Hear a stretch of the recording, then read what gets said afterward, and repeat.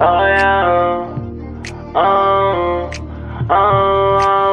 Wait a minute, girl, can you slow down? Wait a minute, girl, what's the rush now? I wanna introduce myself to you. My name is one-on-one guy, you prefer now. I like the way you put your fists together. I like the way you do your hair in the morning. I see why all the boys want you, girl.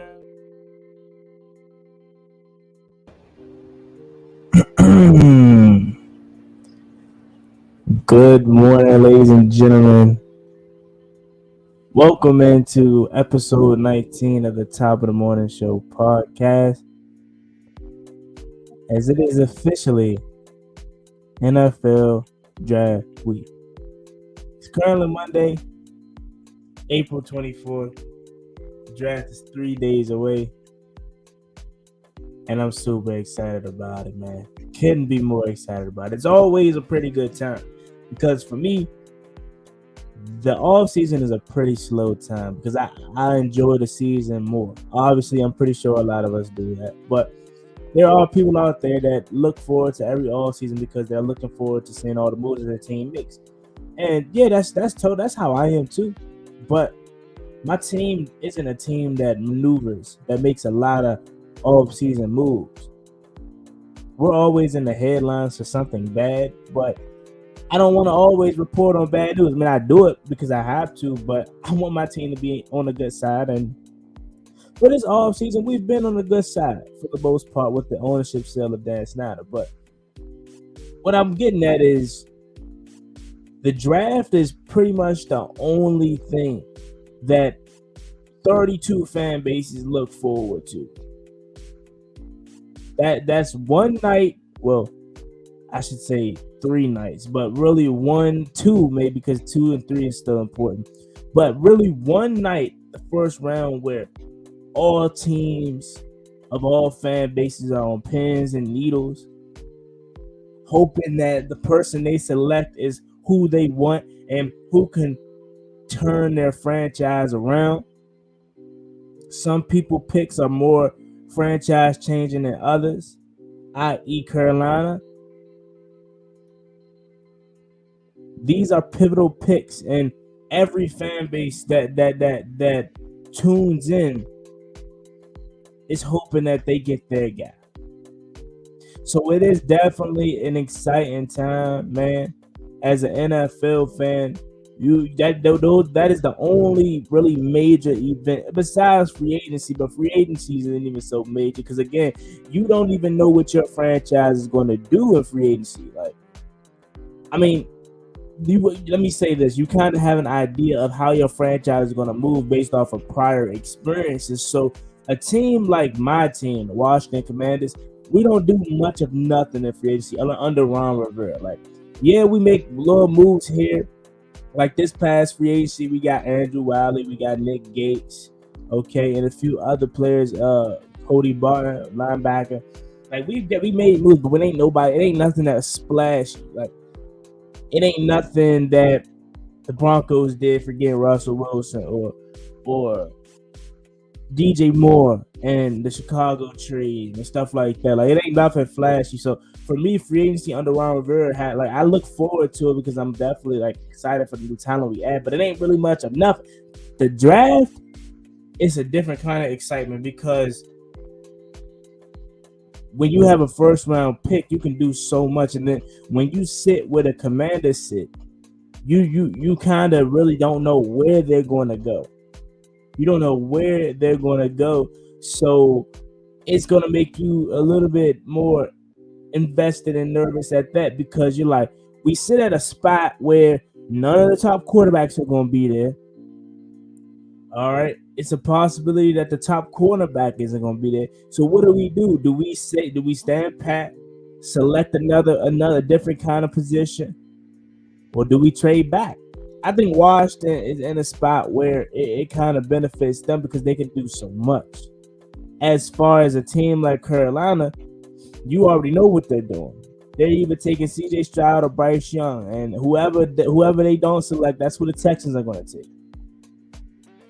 Man, I'm super excited for this draft. You want to know one thing that kind of, I'm a little like I wish I can be at 2 places at once. So Y'all know I stream the draft every year. This year I'm doing it with my guy Pedro Schmidt on the channel.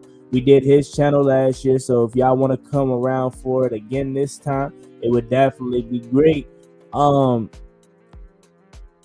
wish I could be in two places at once because the Washington Commanders are hosting a event at FedEx Field for the first round of the NFL draft on Thursday, and I definitely want to go to that because I can rub so many elbows, I can meet so many nice people, and be around my people, be around Washington Commanders fans. So I wish I could be in two places at once, but I hear that they have an event Saturday for a draft party Saturday at the National Harbor. So I'm gonna go. I'm definitely gonna make an effort to go get out there for that, and hopefully you will too, because I definitely love to meet all my Commanders fans out there, man.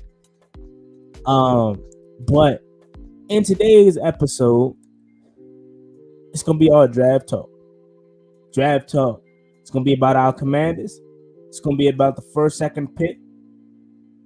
It's gonna be about what's going on with Aaron Rodgers.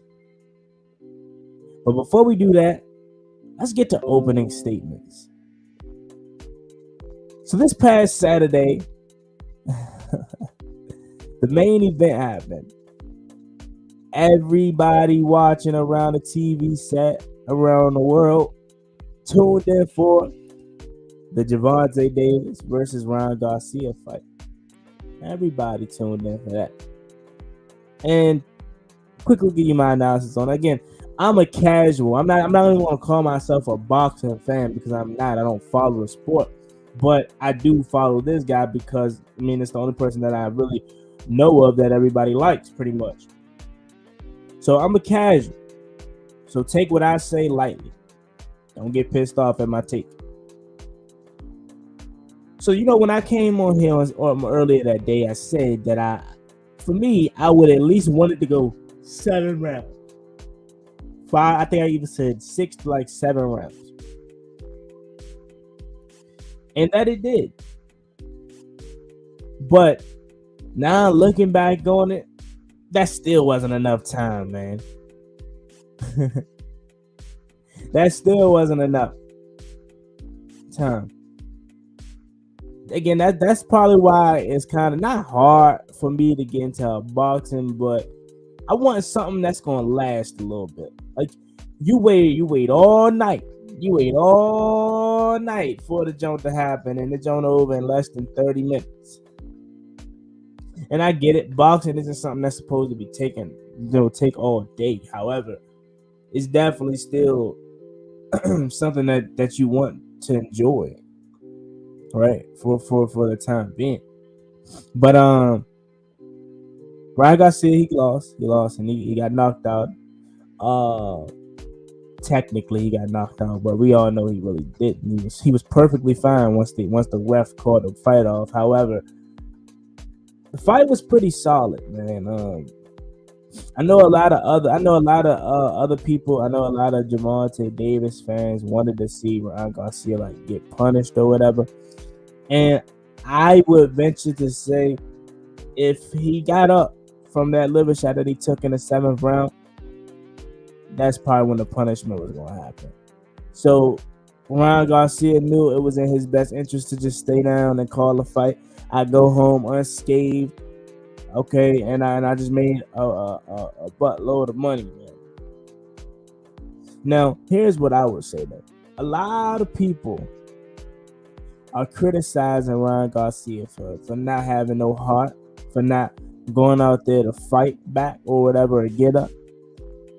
And all I want to say to those people, these are regular people, okay? These aren't people that box. Now, I did have somebody in my comment section that did box, and he was telling me yeah, you take a liver shot, you people think it's easy to get up from, but it's like your whole body kind of just shuts down in a sense, and you lose all your wind.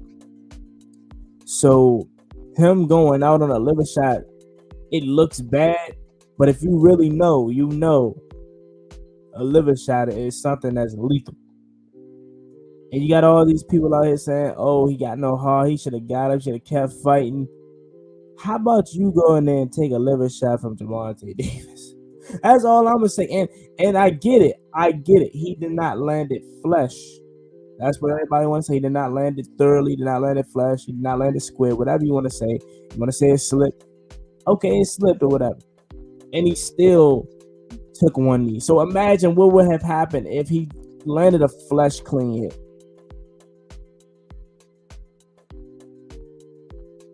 And mind you, bro, these guys are 130.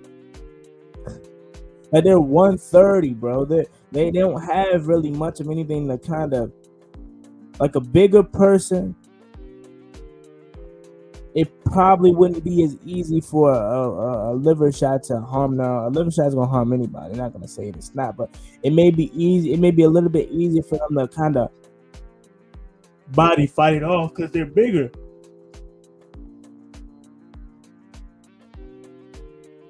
I think these guys weighed in at 144 come fight time. You take a liver shot at 144, bro, you're not. I don't care what nobody say, bro. Like, everybody always want to talk when they're not the one in the situation. But I guarantee if y'all was the one in the situation, they would have played out the same way. Because not even necessarily that you don't got no heart for getting up, but the fact that you went 7 rounds, right?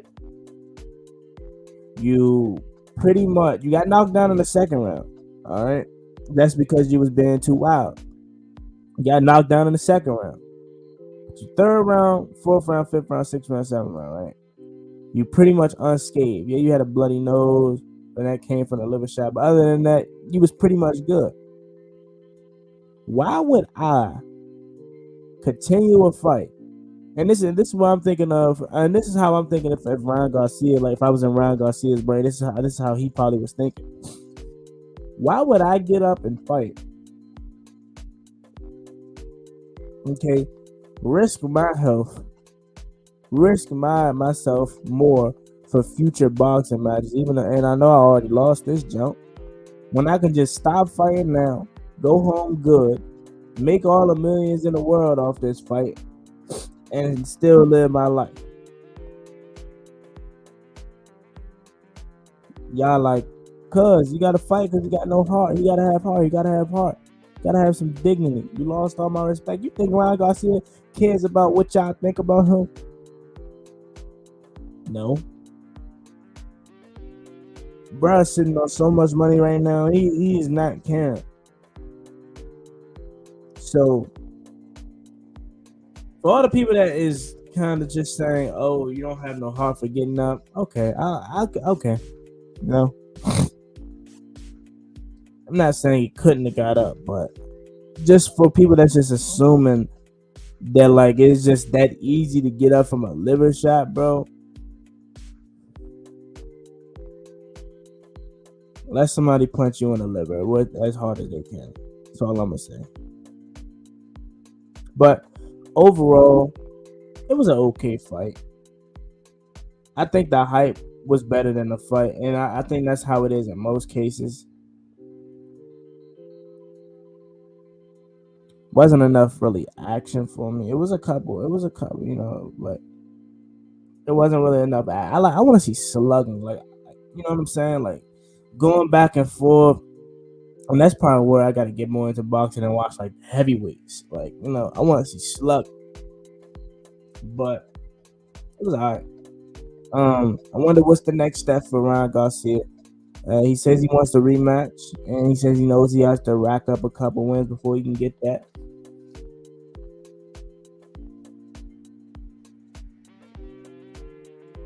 So I'm interested to see what's next for him. Javonte Davis, I want to know what's next for him. Is he gonna retire? He's been throwing that around a lot. Is he gonna retire?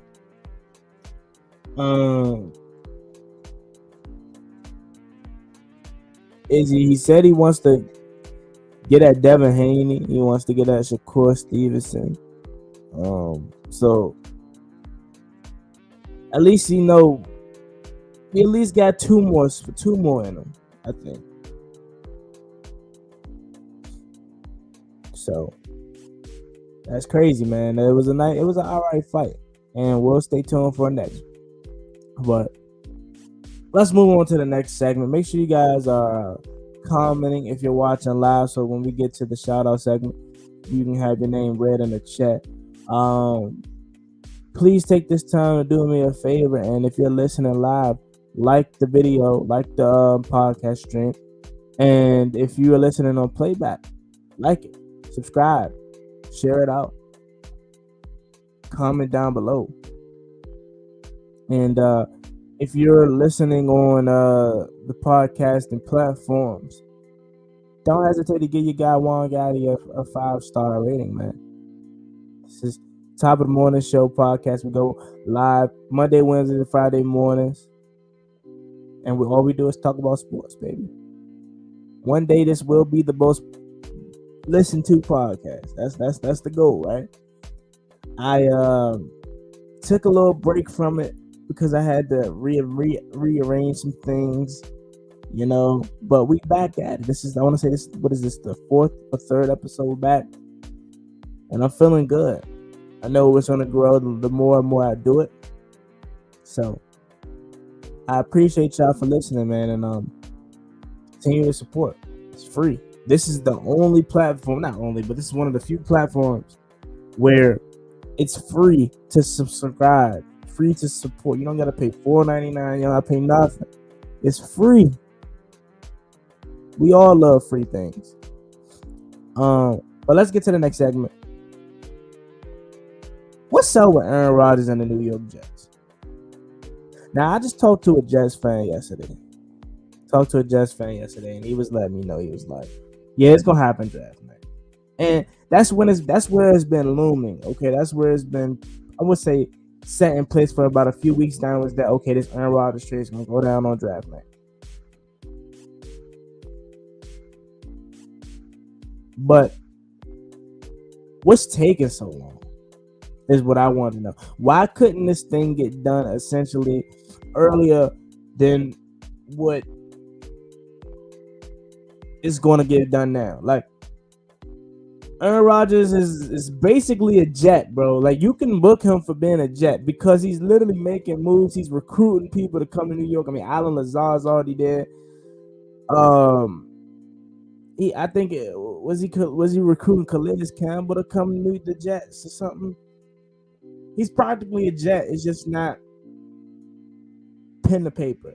And I was talking to the Jets fan yesterday, and he was telling me, he was like, they think they're gonna get a first round pick out of us, and that's not the case. He's like, when we traded for Brett Favre wasn't. We didn't even give a first round pick up for Brett Favre. And I was like, well, yeah, maybe because Aaron Rodgers, you know, he's still, even though he's 40 something, he's still a top quarterback in the league, and around the type of pieces, he still could be an MVP candidate.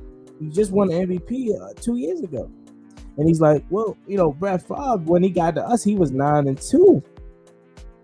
Until later in the season, he had an injury that he didn't tell the Jets about, and that's when it went downhill. So, more of the story from a Jets fan is like, the Packers are trying to get a first round pick, and the Jets, I think they sit at 13. I'm not sure if they have multiple first round picks. I gotta look that up. I think they may do though, unless that was last year's draft when they had multiple first round picks. So that's when they got Garrett Wilson and Jermaine Johnson out of Florida State. So I don't know. No, that was last year. That was last year. But they right now they sit at I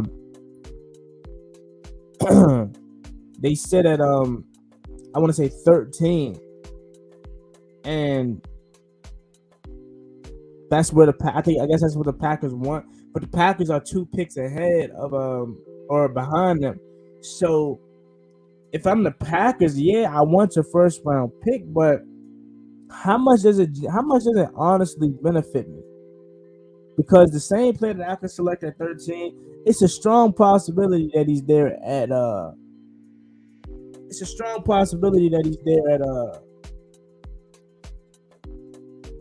15 when we select.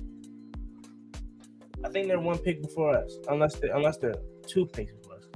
I know it's the Patriots and I know the Packers are there too. Let me see. I think they're fifth. I think they're 15. 15. They're 15.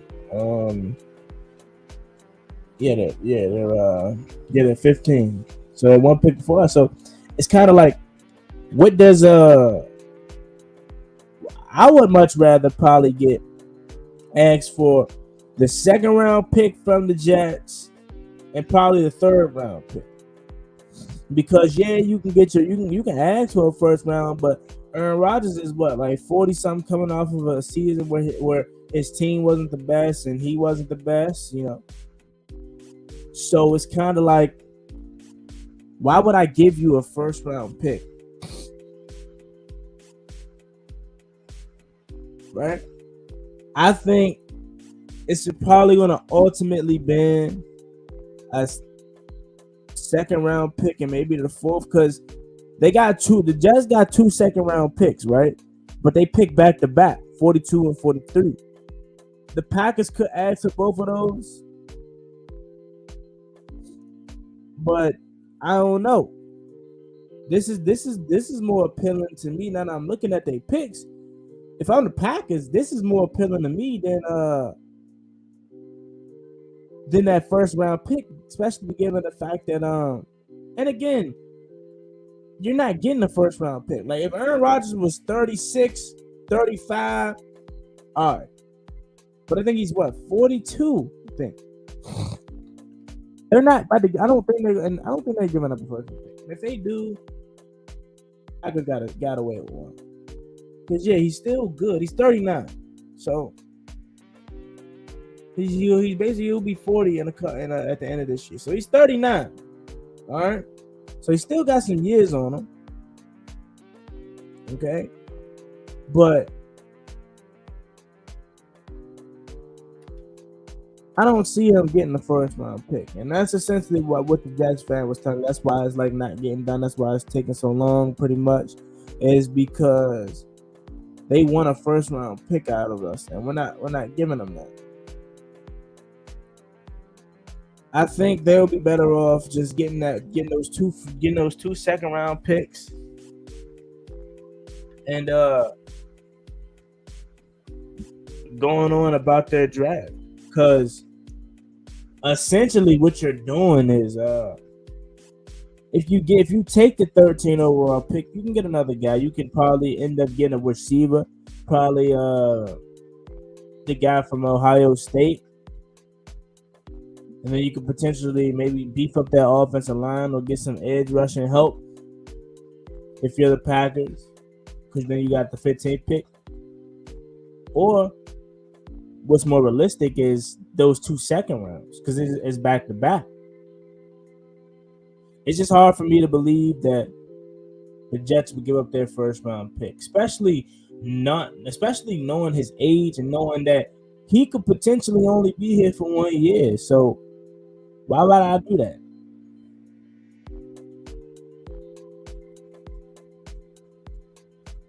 But that's my take on it. It's gonna get done draft night. I'm just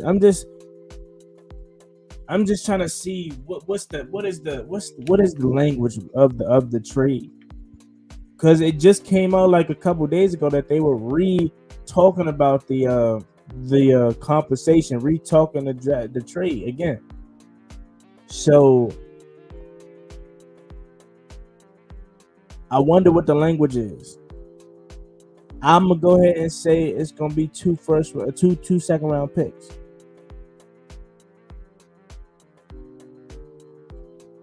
Two second round picks. But this is a draft where I could see plenty of teams trading back. I can see plenty of teams trading back. One, and that's including my trading, I should say. That's including my Washington Commanders. We're going to trade back. If anything, I think Not trade up, but I'm talking about trade in general. So I think my Commanders is a hot spot to trade back from 16 to about 20 something. I think depending on how the board falls, the Raiders could trade up. All right, if they don't think Will Levis is going to fall to them, I think they're at 7 right now. There's talks about the Seahawks potentially trading up, and I can see that because J.O. Smith is not your future, although you just signed him to a contract extension.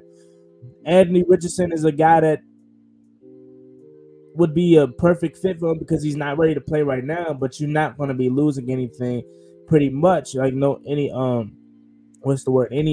chance of winning anything. You're not going to lose that because you got Geno Smith, who is a capable starter, as he proven that last year. Now, I am not the guy that is a Geno Smith fan just yet. He got to prove it to me again this year that last year wasn't a fluke. He has to prove to me again that he's still not writing back this year.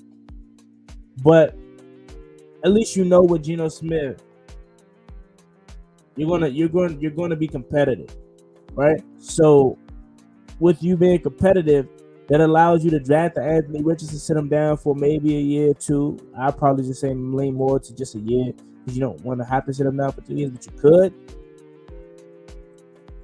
That allows you to do that. A team that's always on the move, though, in the first round, the Saints. That's another team where it's like they always find a way to maneuver their way through the draft. I could definitely see them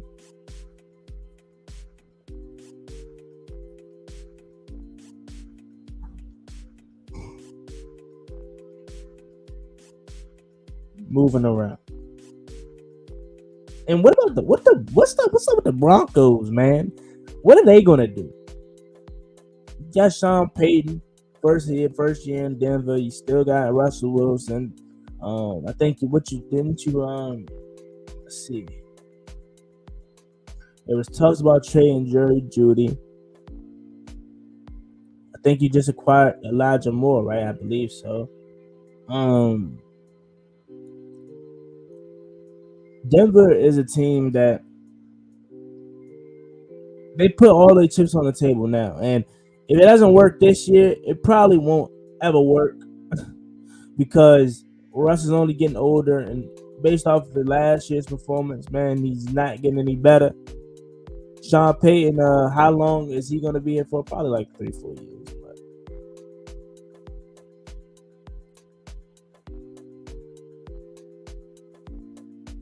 a lot of teams are potentially maneuvering, bro. Essentially what I'm saying is I think this may be a draft where we may see a ton of trades, bro. And none more probably than like the mid to early parts of like the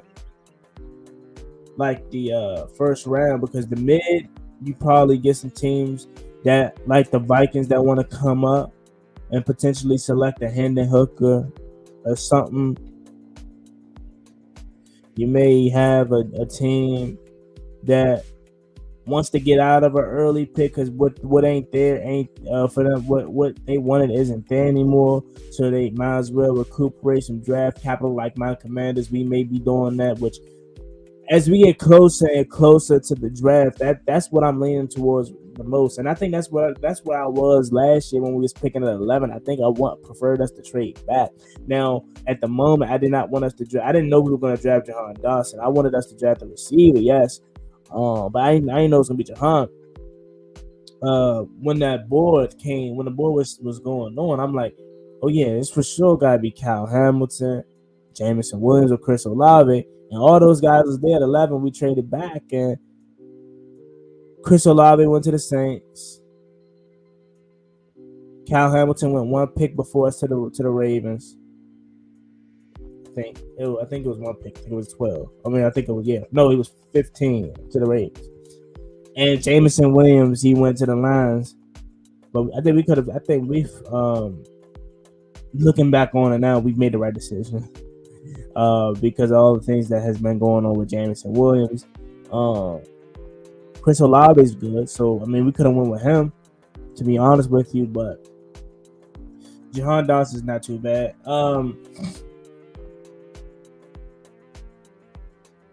I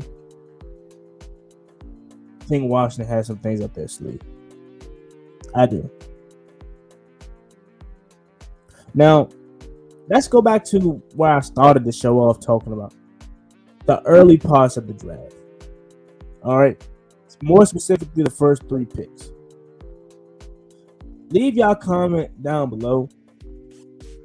What do y'all see? How do y'all see the first 3 picks playing out? Obviously, we know first 2 picks are gonna be quarterbacks. In what order? We don't know. But I would say, I was so like, yeah, they're going to take CJ Stroud at 1. CJ Stroud is the typical prototype quarterback that you want, you know. But as I get closer to the draft, it's feeling like they want to go Bryce Young at 1. I don't know. I don't know. Carolina, you could get your potential Cam Newton kind of esque player in CJ Stroud, and not the athleticism, but the size, the build that they have. You could get that. Or you could get Bryce Young, and he's not the biggest, but he has the most potential out of the 2. What do? I'm going to say the Panthers are going to select Bryce Young. I think that's what I'm going to do. I'm going to say they go ahead and select Bryce Young, and I think CJ Stroud takes his talents to Houston. Arizona is a team that could trade back. And I think it'll make all the sense in the world to do that, because you got Kyler Murray, and you're going into a rebuild process. So, what would you be selecting at 3 if it's not a quarterback? Yeah, it could be an edge rusher, Will Anderson, Brian Breesy, whatever, but would you really do that? Or would it make more sense knowing that you probably is going to be back in the top 5 next year?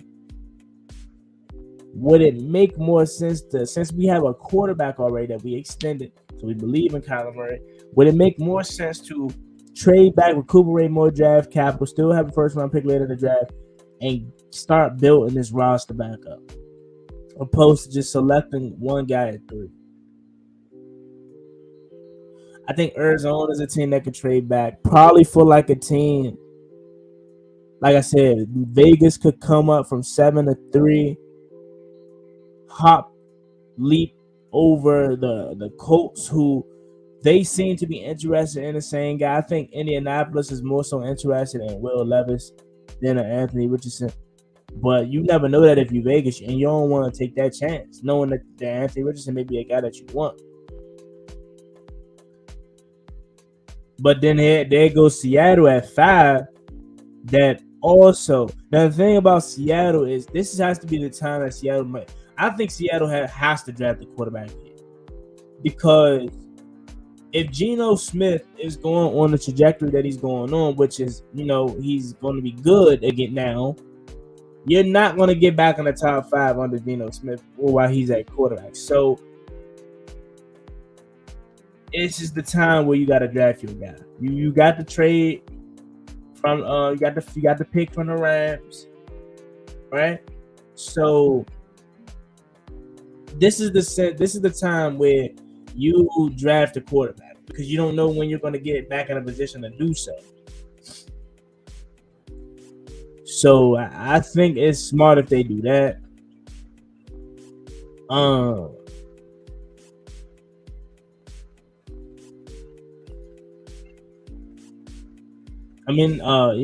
Not the Rams. I'm sorry, you got it from Seattle or Denver. My fault. So I think the first picks are Bryce Young to Carolina, CJ Stroud to Houston. I see Arizona trading back because I don't see no reason for them to draft the edge. I see them trade back since they going into a rebuild. It makes all the sense to just trade back and get more draft capital. You go back and let's say I'm gonna say you trade back with Vegas. Vegas come up to 3. They gonna take Anthony Richardson.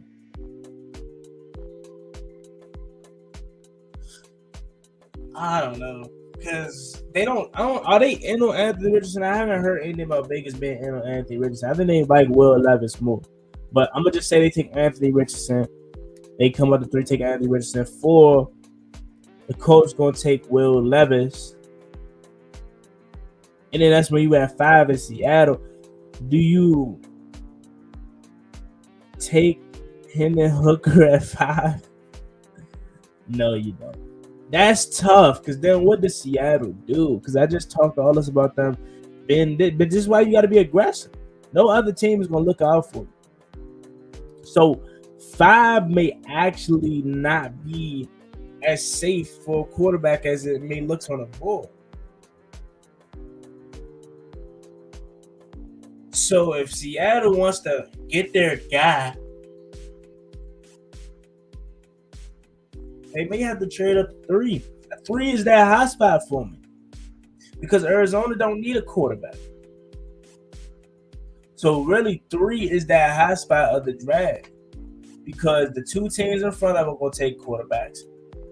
2 out of the next 3 teams, 4 and 5, 4, 5, and 7 with Vegas, they need a quarterback too. So 3 is that high spot. So essentially what I'm saying is 4, 5, and 7. That's 3 teams trying to get in position for 1. And out of the 3 teams, 2 of them going to walk away with a quarterback, and 1 of them going to walk away mad. But that's how I see the early parts of the draft taking out, man. Chicago, they traded back. They got 9. Right?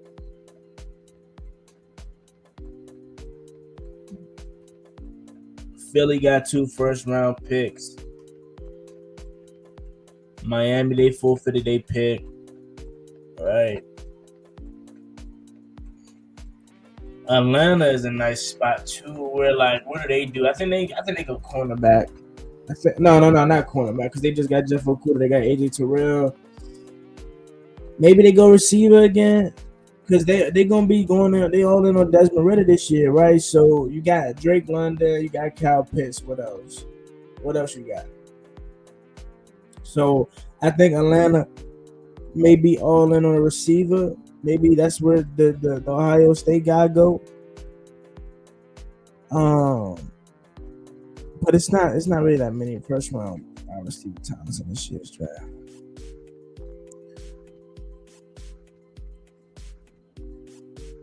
This draft's gonna be exciting. It's gonna be exciting. But man, we're gonna wrap up this episode, man. I appreciate y'all for rocking with me today. If you are new to the channel, please hit that subscribe button, hit that like button, turn on that notification bell. And if this is your first time listening to the Top of the Morning Show podcast, I hope to see you guys in future episodes, man. We're trying to grow this podcast to be one of the biggest sports podcasts out there.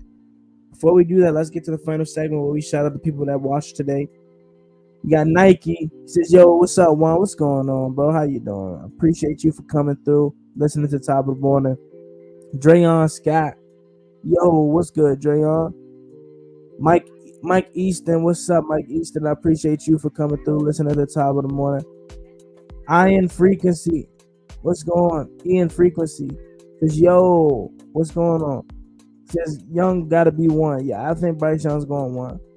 And Jers Corner, what's good, Jers? Says, I'm in the building. What's good, bro? Appreciate you for coming through. But thank you all for listening to episode 19 of the Top of the Morning Show podcast. Hope to continue to see more people come in and actually tune in and listening to the show. Again, you can find it on my YouTube channel at Juan Gotti Talking Sports. Please hit that subscribe button. It's free to support.